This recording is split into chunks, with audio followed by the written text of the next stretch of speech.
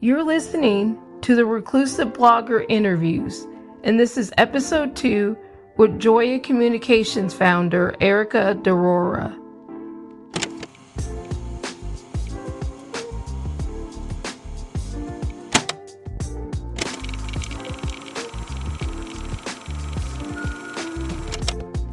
On episode 2, we have PR Erica DeRora. She's been working in the music industry for nearly a decade, ever since starting her international music blog, Musical Notes Global, before pivoting to a career in PR. All throughout her career, it's been her passion for music and celebrating stories of all types of artists from all over the world that stays at the core of her work.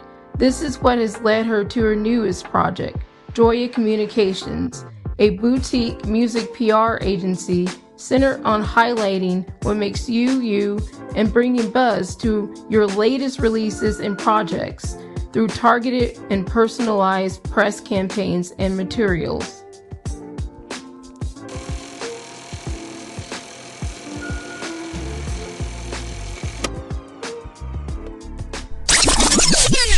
Okay, so now you can start a little intro, say your name and then what you do, and just a little bit about yourself and where people can find you.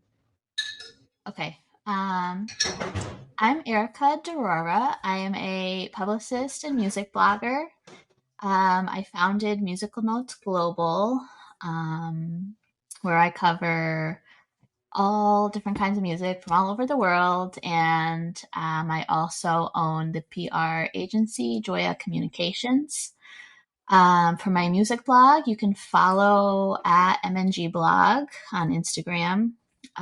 Check out musicalnotesglobal.com. For Joya Communications, you can check us out at joyacommunications.com or at joyacom on Instagram, spelled GIOIACOMM. I want to start out with how has your January been so far? It's been good. It's been really busy. I am in the process, or I've been in the process of launching my new PR agency, Joya Communications. So everything that goes along with that, building the website, um, building up a client base, and all that stuff. So I can't believe the month is almost over already, but yeah, it's been busy, but it's been great. So. And going back to your new agency, can you kind of talk some about that and why you decided to step out on your own? Sure. So, I've been working in PR for, gosh, how many years has it been? 4 or 5 years. And I just felt like it was time to start my own business. I'm such a music lover, of course, it's my whole life from my work and my blog. And so just made sense right now. And I'm based in Connecticut, so I am looking to, although, like I said, I love all different kinds of music, bands from all over the country, anywhere in the world. But since I'm so close to New York, and obviously in Connecticut too, there's a great music scene here. So it'll be great to be able to connect with more bands in this area. And yeah, so it's been, it's definitely different, um, starting your own thing versus working with an agency. But I'm very excited and to be able to grow more in my work and to be able to help more artists. It's very exciting. To go into PR more for people that don't really know about what that is and how that kind of drives the music industry. Can you kind of go into what you do? Sure. So PR is something that it can be a little bit difficult to explain when Mm-hmm. you're talking to somebody who's not like in the industry or who's not familiar with it. But basically, it's just working with whether it's an artist or a company or a brand, working with them to get their name out there in the world and to help them build up an online presence, to help establish their credibility. For bands, this means setting up interviews and reviews around new releases, albums, singles, music videos, tours, all that kind of stuff. So eventually, PR is a very important part of an artist's career path. It's a way for them to not only get attention around their releases, but it's a way for them to um, gives them another avenue to connect with more people, and through things like interviews, people, whoever is coming across them, can really get to know them on a different level, like outside of their music. Because a lot of interviews, like they're not just focused on the album or whatever the band is releasing, but they'll ask some fun questions like Mm-hmm. what their favorite food is, or Yeah. some of the stuff like that. So it's a good way for artists to show who they are as people outside of music, and that's Yeah. really a lot of times is um, it's another way for people to connect. And so yeah, PR is it's very important. And Yeah. So I guess I kind of want to go back to why you chose the name for your agency. sure. So, Joya Communications was something that came out of um, two things: my passion for music and my cultural background. So, I'm Italian American. My dad is from Italy. So, I've always been very tied to that culture, and Gioia means joy in Italian. Um, and music is something that has always given me so much joy. And I know that it's given so many people in the world joy, and through our whole lives, it's something that really like accompanies us from like the beginning to the end of our lives. So I really wanted to incorporate that into like the backbone of the business, the joy of music, and the joy like for bands and artists, music is one of their greatest joys. So I thought that was important to really like build a business around. And of course, like I said, I'm very connected to my roots. So it was a cool way to put those two things together. What was the first song or artist that really did bring you joy? My gosh, that is a really good question. My goodness, wow, that is a really good question. I grew up listening to a lot of Elvis, and um, Bruce Springsteen was always very important to My me. mom loves Elvis. She's a major Elvis fan. Yeah, he's just Elvis. Like, what can he say? He's great. Hmm. So I think Have like you a lot. seen the movie yet? I did. I did. I thought Austin Butler did a fantastic job. Yeah, he did. Um, It was the everything was just really uncanny. It was just a little very creepy in a way, but so well done. yeah, it was. He did it so well that it was like, yeah, it was really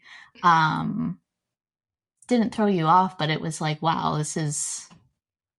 Yeah, I think they picked the perfect person to play him because he's a hard person to. It's always hard to cast somebody to play Hmm. somebody who like a big celebrity like that, but especially him because he was so unique, and unique in his look and unique in his the way he presented himself. But I think he did a really good job.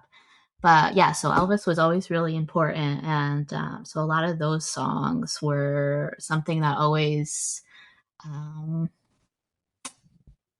really was very interesting to me, really intriguing because he combined rock and blues, and he did gospel, and so he had like a very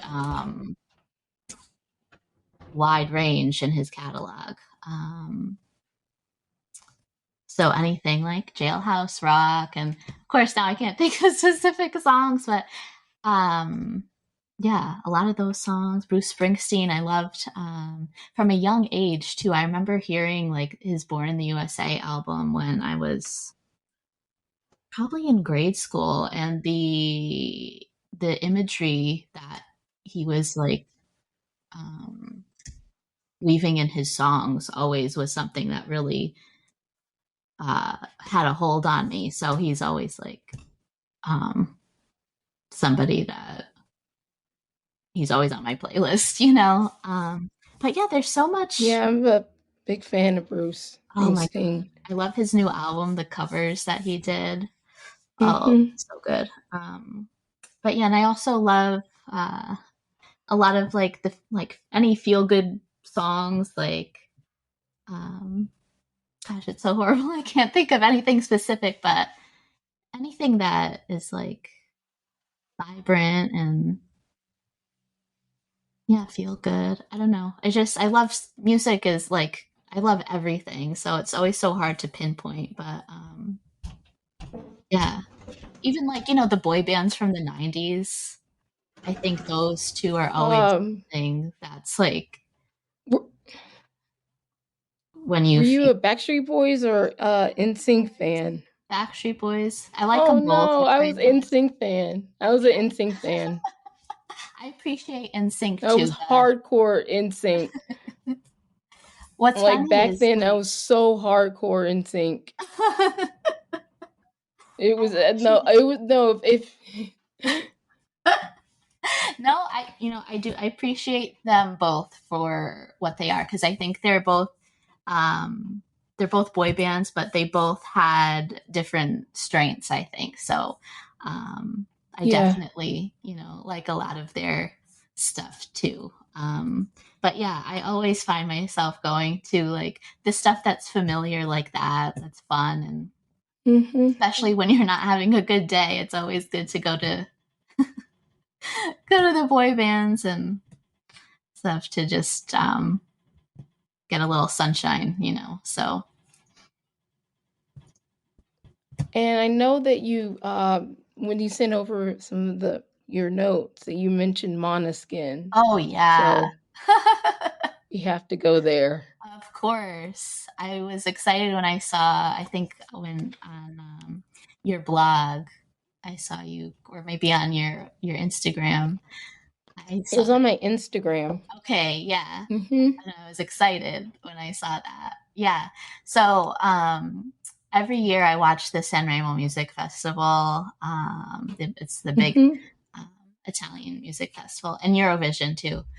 So I've seen Hmm. even before they were in Sanremo, I had seen Maneskin floating around out in the world for a few years, I think. And so when they did Sanremo, I was like, oh, like wow, because they were like I think more in the indie world, and when they did that, and they really were like one of the standouts. And then they did Eurovision and they won. And of course, because I'm Italian, it was very exciting that Italy won that year. And now to see Hmm. them like taking over the world is so incredible. But also, like, I think they were so needed in today's music landscape. Like, they're, I think, different than anything that we've ever seen, at least not for a while. Like, their sound is like different than what's been on the radio and a lot of what's been out there. And it's like Yeah, yeah, I would their whole agree. vibe is cool.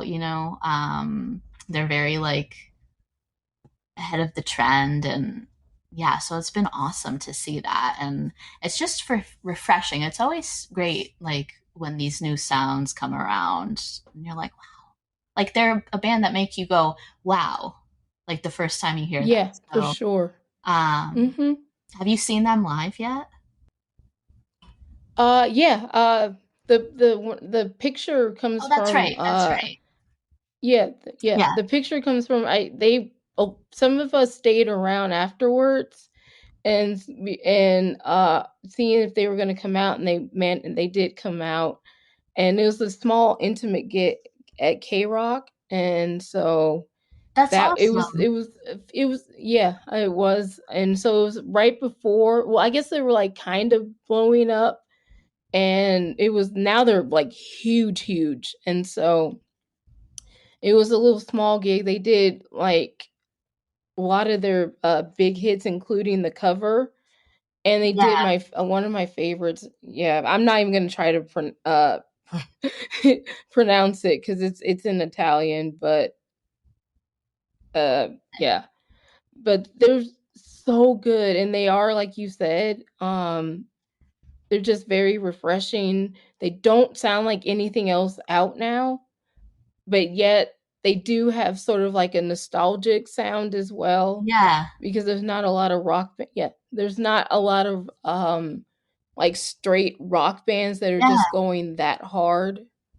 I love rock, so it's like really awesome to Mhm. like see it coming back now. Like, yeah, it's just so good. Mhm.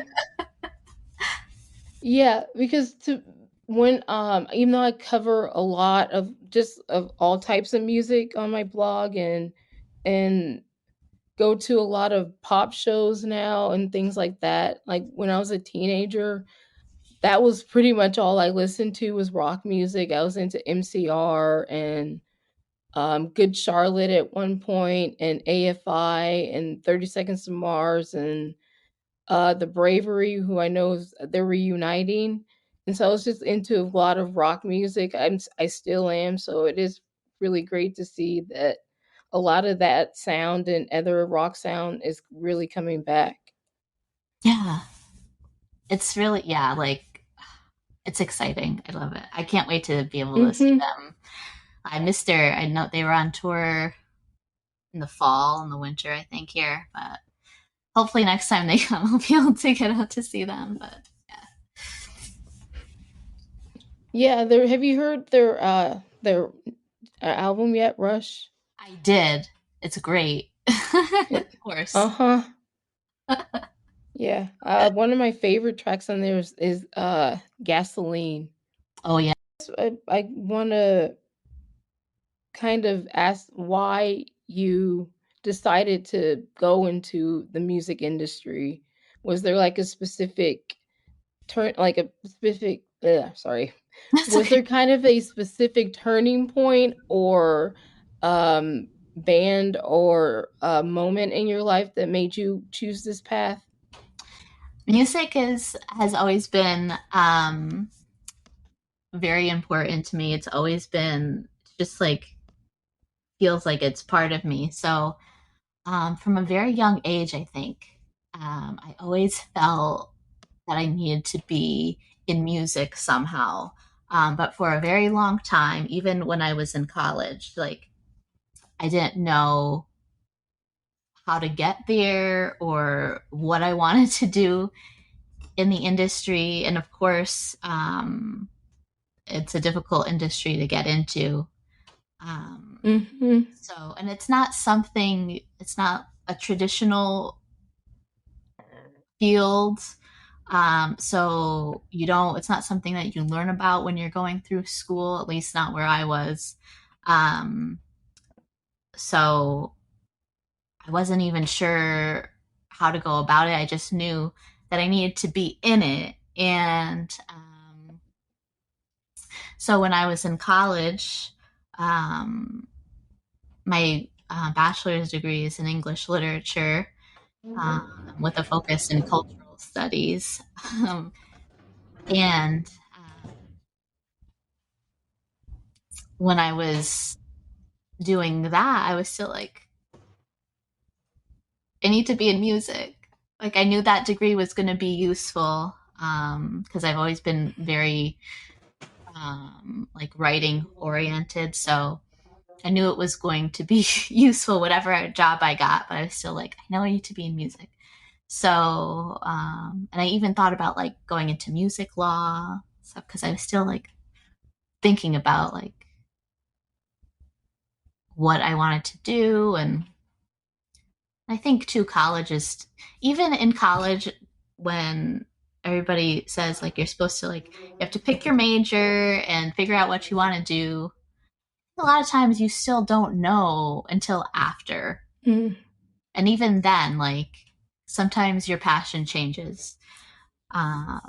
But so once I graduated, I'm still trying to figure things out.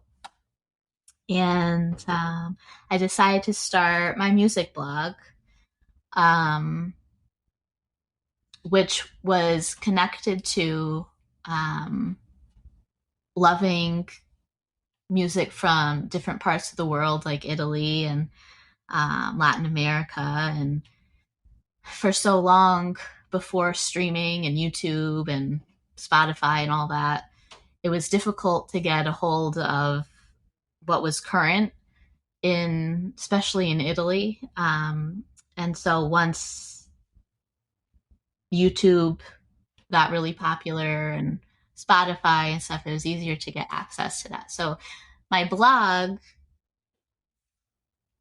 started as a way to bring attention to those artists, but also as a way for me to put a toe into the music industry. And Mm. from there, Mm-hmm. once I started building that up, I started meeting all different kinds of people in the industry. So managers, publicists, labels, artists themselves. And I started seeing more of like the jobs that existed in music, um, which was something that beyond like the technical side of things you would hear about producing, engineering, and that wasn't something that I was sure that I wanted to do. Um, but once I started seeing more of these things, like the managers, publicists, I said, oh, okay, this is like getting closer to, I think, what I'm interested in. And it was the publicity that really stuck with me. And because there's a lot of writing involved and Mm-hmm. music. So it was something that let me combine those two passions. And I think like that was the right path for me. Because, like I said, it's something where I can combine what I love and do it every day and, like make a living off of it. So that was a very long story about No. how I got into music and PR. I know, but it actually just leads me to my next question, which was, what tips would you have for someone that knows what they want to do or has an idea of what they want to do, but doesn't know how to proceed? In the music industry, I mean? Yes. So yeah, in the music industry, yes. So I would suggest joining Facebook groups in the industry, getting on LinkedIn, and finding those people who, publicists, managers, labels. A lot of times, labels, you'll see them um, talking, I think on LinkedIn, I've seen.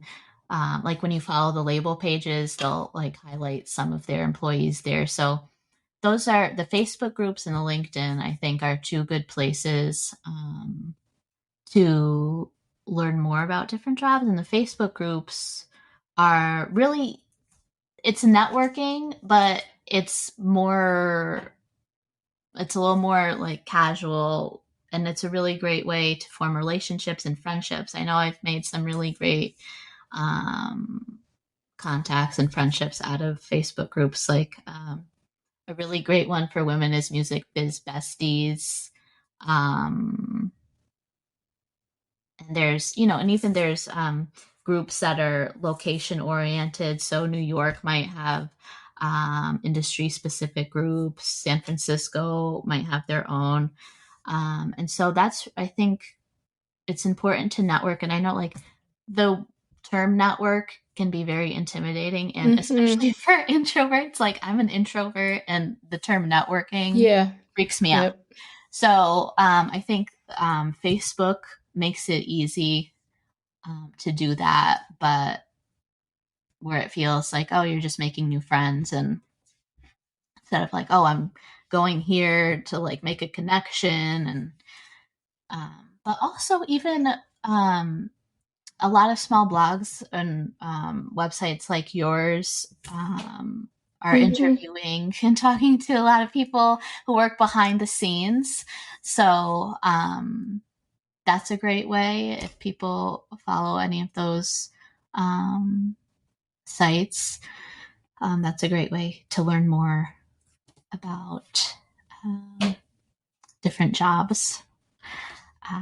Yeah, I think I would start there. Facebook groups, I think, are a big one. LinkedIn is always good. Um, and blogs. YouTube.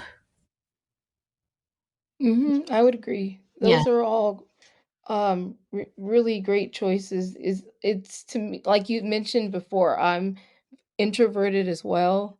And so the one of the reasons why I started doing this was to kind of get out of that introversion, and because it's, I don't want to say it can hamper people too much. I don't like to say stuff like that too Yeah. much, but but you do realize that there's a whole great big wide world out there, and there's so many opportunities and things out there if you just kind of step outside of your comfort zone and try to get to them. And so Yeah. that's what I was trying to do, but oh, Yeah. yes. No, go ahead. I was just Oh agreeing with no. you. Oh, oh, okay. Yeah, yeah. And so yeah, I was just saying that you can just kind of take maybe what's comfortable for you, baby steps or whatever. And so yeah, that's Yeah. all. That's what I was doing with, I guess it was very similar with you when you started your blog, and I guess with mine Yeah. is When a I way started, is a mhm. yeah, when I started mine, like, um, I started, of course, doing the written interviews and everything behind a computer screen, right? And then I started doing stuff in person and Mhm, I've interviewing done some of artists those in person. in person. And Yeah. yeah, and that Mhm. was when I first started doing those, that was a little nerve-wracking because Yeah, I it didn't get is. used to or Mhm. more comfortable being behind a screen. And some people Yeah. are better in writing than they are speaking. Um, Especially when if you're an introvert, you get nervous or social anxiety. Like when you're writing something out, you have more time to get your thoughts together than when you're like talking in person. But it's like you said, it's a great way to get out of your comfort zone a little bit and explore and meet new people. I think that's something that Mhm. I'm really grateful for, is because I took that chance of Yep. starting the blog. It opened up a whole world for me. And Yep. even when when I started, I was just like writing little reviews and stuff, and even that was like, oh my god, Mhm. people might be reading this. Like, it was Yeah. you know, it's a little scary. But if I didn't do that, I wouldn't Mhm. be where I am today. So, um, Mhm. and I know like there are so many people out there who like, introverts. I think a lot of times they you can get stuck in a little loop, like you want to do something, but then you Yep. overthink it. And sometimes you just need to Yes, like yes, take the yes. leap because what's on the other side of that anxiety is worth it. So, Mhm. Yep. Yeah. I remember when I first had to do like an interview, and it was an interview in person with a band. And when I first thought I was going to do the interview, I thought it was just going to be written, but it was actually in person with the band. And I was really, really nervous. It wasn't so much preparing the questions, it was more so just like doing the interview in person. But once I was like doing the interview and I was done, I was like, wait a minute, I would like to do this again yeah, right? because it was Once you do fun. one, then you want to Yeah. keep doing them. Hmm. And it's so Yeah. fun to meet like bands, and it's still fun for me, when I've done Hmm. a lot. You have too at this point. It's still fun Hmm. and exciting, and always Yep. exciting to meet new people, new bands, and see what they're about. Yeah, it's just gets addicting, I think. Yeah. Um, I guess to kind of go on from that, are there any things that you do to kind of keep that excitement or creative spark? That's a good question. Well, I think something that's very important, then I think I know for me, I forget it a lot, and maybe other people in the industry too, is especially like when you're working in music, music becomes your whole life. And it's a Hmm. 24/7 thing, which is great and awesome. And we're so lucky to be able to do what we do. But sometimes you do have to step back from it for a minute and like go on Hmm. vacation, go to the beach, like um, read a book. It just helps you keep your perspective, I think, and helps you stay excited about what you care about. Because I think too, like music industry is an industry that I think I think everybody in it is driven by their passion for music, and Hmm. um, you're working hard, and a lot of the jobs are like 24/7 jobs. Hmm. So it's easy, I think, to let that take over. Um, so I think it's important to take those moments when you can to like go exercise, do yoga, like go out to Get dinner. outside. Just those little things I think Yeah. help you to like Mhm. hold on to the passion and the Mhm. creativity. Yeah. And it's easy to, I know I forget Yeah. a lot to do. Like, I think, I'm working all the time and consuming music all the time and listening to the music I love all the Mhm. time. And, sometimes I'm like, oh, I forget to say, wait a minute, I need to, maybe go like get a sandwich somewhere or like, you know, just do something a little bit different. And Yeah, I know yesterday I just took some time out and I was in the kitchen. I was baking, yeah, and I that's made a pizza and I baked a cake, and I just took that little time out for myself. yeah, that's a really good one too. And it changes where your brain is focusing. And a lot of times when you're doing that, Mhm. like even something like taking a shower, like that lets your Mhm. brain rest and like helps you generate new ideas, you know? Mhm. I've got some really great ideas like when I'm doing something like baking or something where you're thinking about something else and then it helps you do more of what you want to do. If that makes sense. But yeah, sure. We're going to end on a few this or that questions, and Okay. then yeah, and then if that's fine with you, Yeah. and then like some kind of fun questions, because we've been talking a lot about. I guess we've been doing a lot of serious questions. Yeah, no, let's do some fun Um, stuff. yeah. Um, what has are there is there any kind of like podcast or album that you've just been binging on lately? Oh gosh, I'm always so bad at these on the spot things. Hold on, I have to look at my I gotta look at my library. Hold on. Um. Oh well, not specific albums, but some artists. Playlist? Um, some artists I've been listening to a lot have been Young Rising Suns, Mm-hmm. Nightly, and Camilo. He's a really great Oh, okay. Colombian singer. Um, yeah, so I think like I've had those on a quite a loop, I think, lately.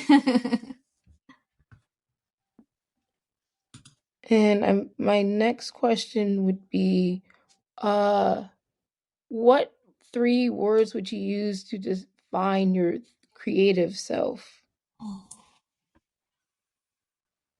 these are really good questions. Um, my creative self. Oh,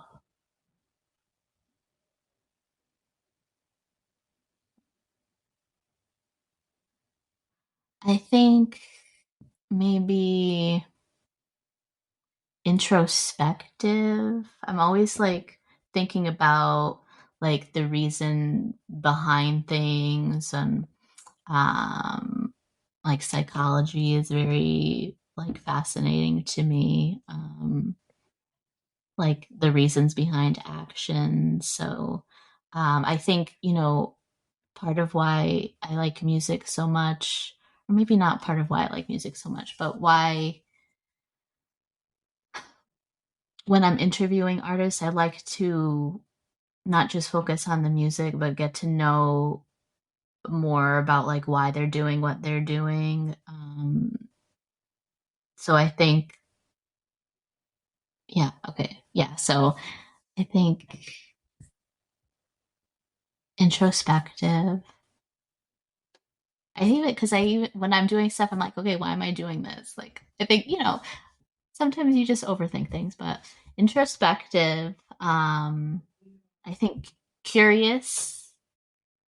I think those kind of go together, and I guess passionate. I guess. I think my last guest said curious too Yeah, when like I it's asked him that question. curiosity. Like I love learning. So I think curious is like I like learning about people, about how like Mm-hmm. songs are made, Yeah, technically, and I'm like the same. yeah, um, Mm-hmm. yeah. So I think those three. Yeah.